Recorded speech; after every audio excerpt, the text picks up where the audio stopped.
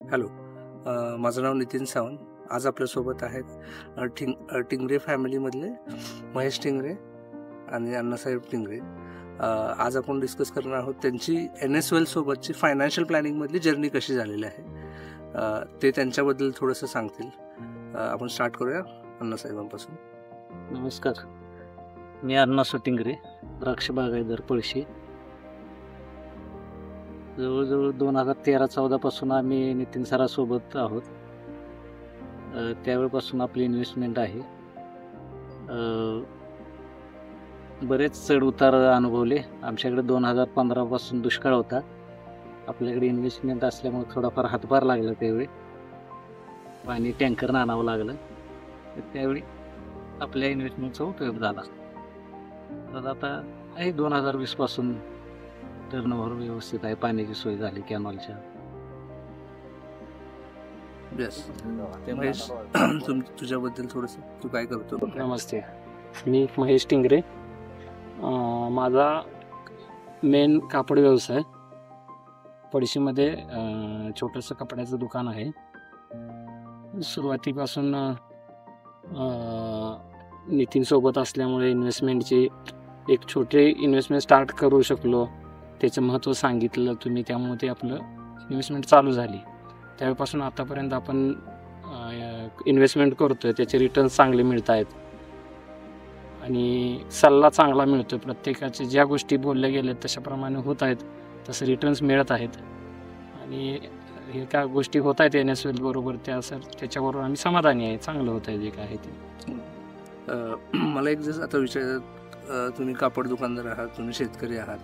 जेव्हा तुम्ही ही journey start केली NSWL सोबत, तर NSWLच्या अगोदरही तुम्ही फायनान्शियल काही डिसिजन घेत होता. सो असं काय तुम्हाला वाटलं की जिथे तुम्हाला वाटलं की फायनान्शियल प्लॅनरची गरज आहे किंवा ॲडवाईसची गरज आहे, जेव्हा तुम्ही एखादा डिसिजन, तुम्ही आता स्वतः फायनान्शियलच्या बद्दलची बरीचशी माहिती जाणता, याच्याबद्दल काय सांगू इच्छिता? म्हणजे काय एक्सपिरियन्स होता? म्हणजे काय असं वाटलं की आपल्याला इन्व्हेस्टमेंट करायची गरज वाटली किंवा सल्लागार पाहिजे आपण जे काय करतो याच्याबद्दल काही मत आहे तुमचं? हो, आपण जे पैसे कमवतो ते कुठं इन्व्हेस्ट करायचं असं फिक्स नव्हतं.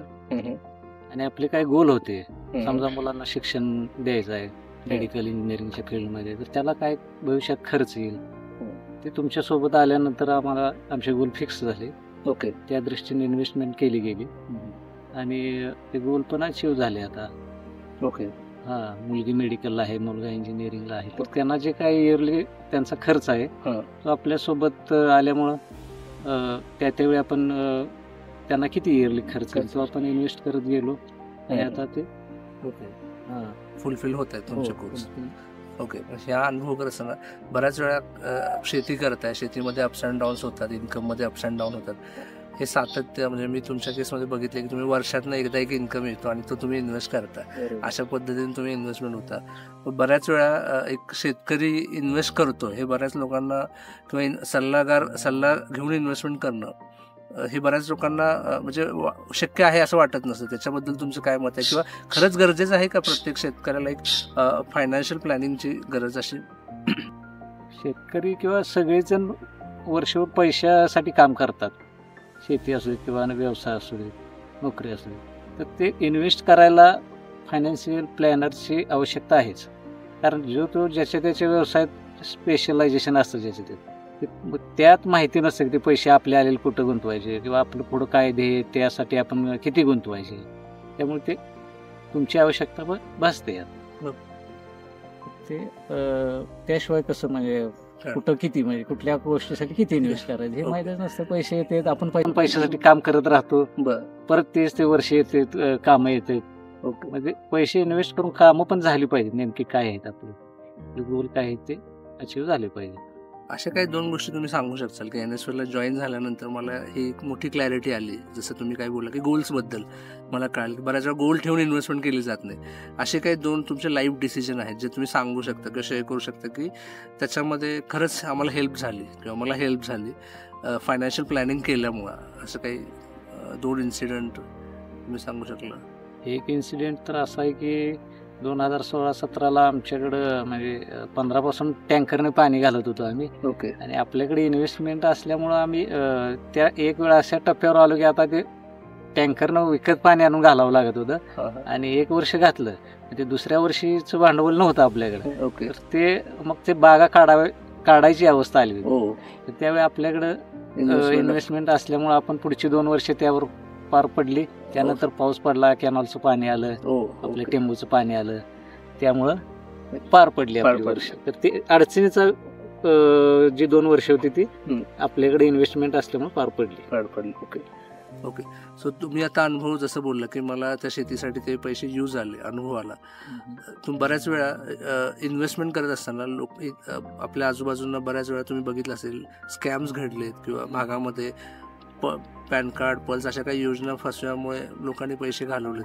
तसा काय अनुभव आहे ज्यात तुम्हाला काही मेसेज द्यायचा त्याच्याबद्दलचा लोकांना किंवा शेतकऱ्यांना, स्पेशली आपल्या भागात बऱ्याच लोकांना हा जास्त लुभावणे रिटर्न्स देतो म्हणून इन्व्हेस्टमेंट केलेले लोकांनी पैसे बुडवलेले आहेत, असं काही तुम्हाला सांगायचं याच्याबद्दल? शेतकऱ्यांनी तर पहिलं इन्व्हेस्टमेंट केलं पाहिजे, कारण शेती अस्थिर आहे एकदम. त्यातलं उत्पन्न असं दरवर्षी फिक्स इन्कम नाही आहे. आम्ही 1-1 वर्ष बिगर पगाराचं बिगर इन्कमचं काढलं ह्यात. आता त्यामुळे त्यांनी इन्व्हेस्ट करणं एकदम गरजेचं आहे. ओके.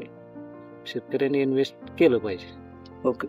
आणि ते इन्व्हेस्टमेंट प्लॅनरच्या सल्ल्याने केलं पाहिजे. तुमचा काय अनुभव त्याचा आहे का? तसं काही नाहीये काही इन्व्हेस्टमेंट पर्स मध्ये वगैरे असा अनुभव आला? हा, बुडली त्यामध्ये.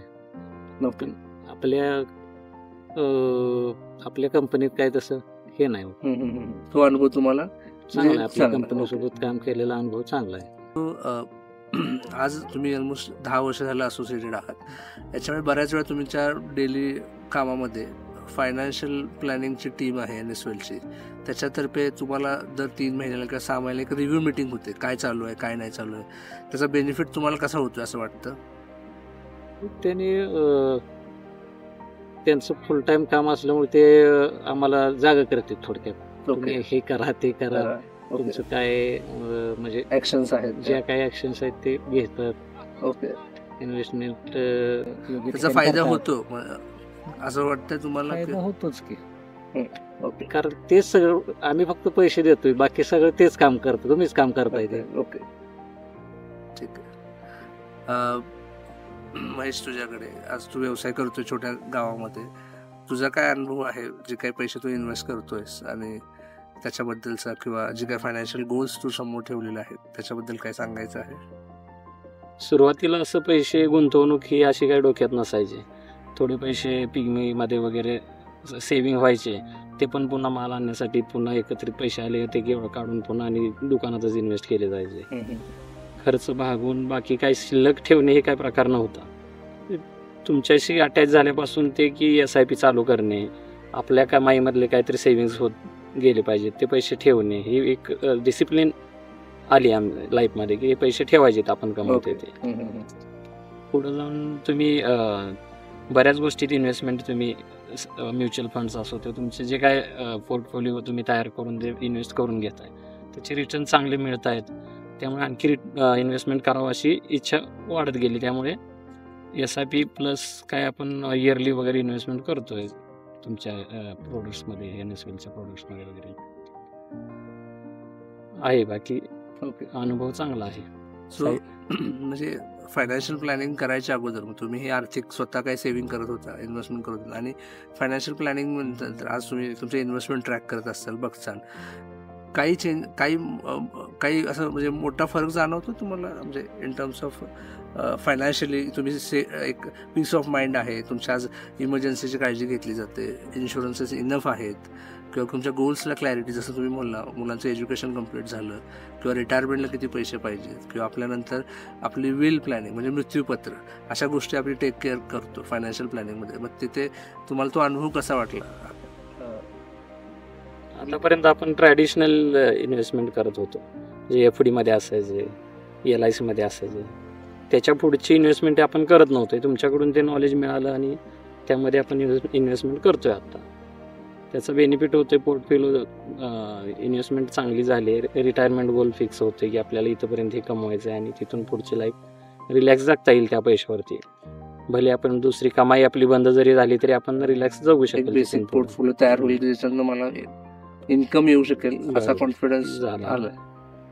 प्लस आता तुमच्या याच्यातून थोडं बिझनेस मोठा करण्याचा जे हेतू आहे की आता हे शॉप आहे ते कन्वर्ट मॉलमध्ये करतोय आपण, तेही तुमच्या याच्यातून थोडं बेनिफिट मिळालं. आपण इन्व्हेस्टमेंट करतोय ते पैसे आपण या गोष्टीसाठी वापरून आपला एक व्यवसाय मोठा करू शकतोय. तुमच्या मुलांचे एज्युकेशन आता चालू आहेत आणि काही पैसे तुमच्या ह्याच्यासाठी तुम्ही गोलच्या हिशोबाने तुम्ही इन्व्हेस्ट केले होते. तो अनुभव कसा वाटला तुम्हाला, की काही उद्दिष्ट, काही बऱ्याच लोक इन्व्हेस्टमेंट करतात पण उद्दिष्ट न ठेवता जस्ट चालू आहे किंवा शेअर्समध्ये जास्त पैसे मिळतात म्हणून शेअर्सच्या पाठीमागे लागून शेअर्समध्ये गुंतवले जातात, भरपूर पैसे मिळत आहेत. तर हा अनुभव कसा वाटला, की जसं NS वेल्थमध्ये तुम्ही बघितलं असेल की गोल जसं जवळ येईल तसे पैसे आम्ही ते फिक्समध्ये शिफ्ट करतो, तर तो अनुभव तुम्हाला आला का ह्या जर्नीमध्ये प्लॅनिंग करत असताना? हो, आला ना. आमच्या मुलीला मेडिकलला ॲडमिशन घ्यायचं होतं म्हणून आपण तुमच्याकडं पहिलाच सांगितलं होतं, तर तुम्ही त्या दृष्टीनं गोल फिक्स करून आपण त्यामध्ये इन्व्हेस्टमेंट केली. त्यामुळे तिला 1 वर्ष लेट मिळालं ॲडमिशन. नीटला प्रिपेअर लेट झाली ती, पण त्या आपल्या इन्व्हेस्टमेंटमुळे तिला म्हणजे मेडिकल फील्ड महागडं आहे, तर तिला ॲडमिशन मिळालं. आपल्या त्याकडे इन्व्हेस्टमेंट असल्यामुळे आपण घेऊ शकतो. शेतकऱ्याने पैसे साठवून मुलांना शिकवणं ही एक मोठी म्हणजे यशाची बाब आहे तुमच्या बाबतीमध्ये. कारण बऱ्याच लोकांना हे म्हणजे गरज लागली तर आपण तहान म्हणजे एक विहीर खोदतो, तसं न करता एक प्लॅनिंग करून केल्यामुळे एक पीस ऑफ माइंड आणि अचीव करू शकला. रिअली म्हणजे ॲप्रिशिएट आहे की हे सातत्याने मेंटेन करू शकला. बऱ्याच शेतकऱ्यांच्या केसमध्ये रेग्युलर इन्कम येत नसतो, वर्षातून एकदा येत असतो. तर तुम्ही हे कसं शक्य केलं ह्या सेव्हिंग्स आत्तापर्यंतच्या? आम्ही वर्षातून एकदा द्राक्षाचे पैसे येतात, पण वर्षभर त्याचं SIP-साठी SIP-साठी प्लॅनिंग केलेलं. ओके. किंवा दर महिन्याला हे SIP आपण त्यात सेव्ह करायचं, तर ते तेवढे पैसे बाजूला ठेवलं आणि ते पैसे साठत गेल्यामुळं आपल्याला 4-5 वर्षानंतर 5-6 वर्षानंतर मेडिकलच्या दृष्टीनं पैसे त्यात मिळाले. तुम्हाला म्हणजे जे बाकीचे शेतकरी आहेत तुमचे किंवा रिलेटिव्ज आहेत किंवा फ्रेंड्स आहेत, यांना फायनान्शियल प्लॅनिंग करा असा काही मेसेज तुम्हाला, किंवा का गरजेचं आहे असं काही मेसेज देऊ शकता?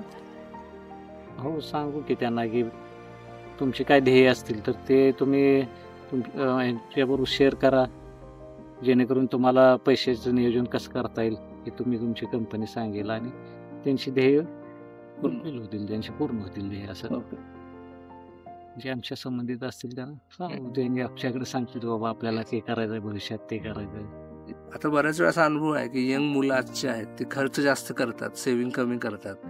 आणि तुम्हाला हे असं वाटत असेल, मी आता बऱ्याच लोकांशी जेव्हा इंटरव्ह्यू घेतो तेव्हा मला कळालं की प्रत्येकजण असं म्हणतो की थोडंसं लेट चालू झालं माझ्या जीवनातलं. तर यंग लोकांना काय मेसेज द्याल in terms of planning early चालू करण्यासंदर्भात, किंवा इन्व्हेस्टमेंट का गरजेचं आहे? बिकॉज तुम्हाला वयाच्या साधारण 40मध्ये स्टार्ट केलं असेल तुम्ही, किंवा 35मध्ये चालू केलं असेल. सो आता मुलं साधारणतः 20, 22, 25 वर्षात चालू करतात, पण खर्च जास्त आणि सेव्हिंग कमी हा जो आहे, तर यांना काय मेसेज देऊ इच्छिता? तुम्ही म्हणताय तसं आमच्या बाबतीत पण झालं की लेट झालं इन्व्हेस्टमेंटचे प्लॅनिंग म्हणा हे किंवा काय ते हे धोरणं, किंवा तुमची आमची भेट लेट झाली किंवा आमचा काळ थोडा स्लो होता सुरुवातीचा. ते आत्ताच्या नवीन पिढीनं इन्कम चालू झाला की आपलं लगेच सगळे पैसे खर्च करायला नाही पाहिजे, सेव्हिंग केलं पाहिजे, इन्व्हेस्ट केले पाहिजेत पैसे, की त्यांचे ध्येय जे फिक्स केले की त्यासाठी ते उपयोगी पडतील पैसे, त्यावेळी ते निघतील काय असतील कधी पाहिजे त्यावेळी पुढं. त्यामुळे त्यांनी जे पगार किंवा व्यवसाय त्यांनी आपल्याकडे इन्व्हेस्ट करावे.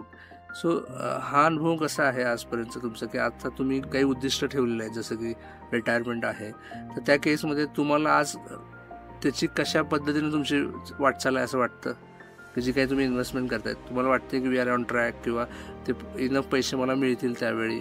What is your thought on this? म्हणजे काय विचार याच्याबद्दल?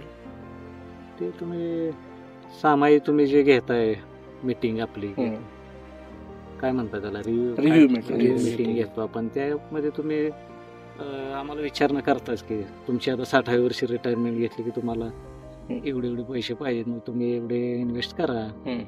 त्या दृष्टीने आपले योग्य आहे वाटचाल. ओके, तुम्ही कॉन्फिडन्स आहात. हो, रिटायरमेंटला आपल्याला आपला पोर्टफोलिओ व्यवस्थितरित्या परिपूर्ण असेल की आम्ही इथनं पुढे रिटायर्ड लाईफ जगू. ओके, तुम्ही कॉन्फिडन्स आहात. हा, तुमच्यासोबत काम केल्यामुळे येईल असं वाटतं, कारण तुम्ही त्या दृष्टीने इन्व्हेस्टमेंट करून घेताय. Okay okay. सो बऱ्याच लोकांचा असं काही कन्सेप्ट आहे की रिटायर मी कधी होत नसतो. Normally businessman never retire. But रिटायरमेंटची डेफिनेशन म्हणजे एक अशी पोझिशन की ज्याच्यानंतर मला पैशासाठी काम करायला लागणार नाही, पैसा माझ्यासाठी काम करेल, आणि ही पोझिशन येईल हा कॉन्फिडन्स आहे तुम्हाला.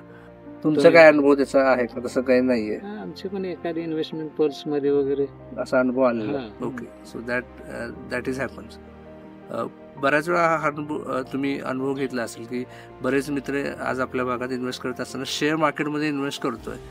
ह्याला एक गॅम्बलिंग किंवा जुगार आहे किंवा बुडतात पैसे, हा जो एक गैरसमज किंवा समज आहे लोकांमध्ये, याच्याबद्दल तुमचं मत काय आहे?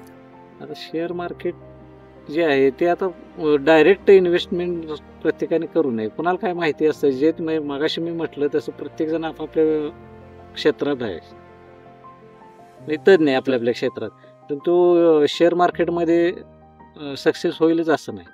त्यामुळे त्यांनी कोणाच्या तरी सल्ल्यानं म्हणजे विश्वस्त असावे, जेणेकरून आपण पैसे इन्व्हेस्ट केले तर बुडणार नाहीत.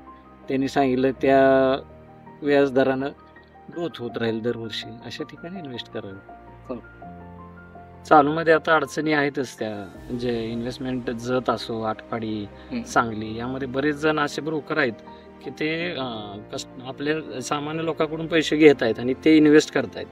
ते सांगतायत की तुम्हाला 15% रिटर्न देईन, 20% रिटर्न देईन मंथली. असं करून जे पैसे गोळा करून आता जे बंद पडलेले आहेत काय हे आता बरे ह्या वर्षातल्याच गोष्टी आहेत. ह्या बऱ्याच गोष्टी असं अडचणी आलेत लोकांना, त्यांचे पैसे अडकले त्यामध्ये. यात काही लोकांनी जमिनी विकले, तिथं इथपर्यंत त्यांचे पैसे अडकले होते त्या ह्याच्यात.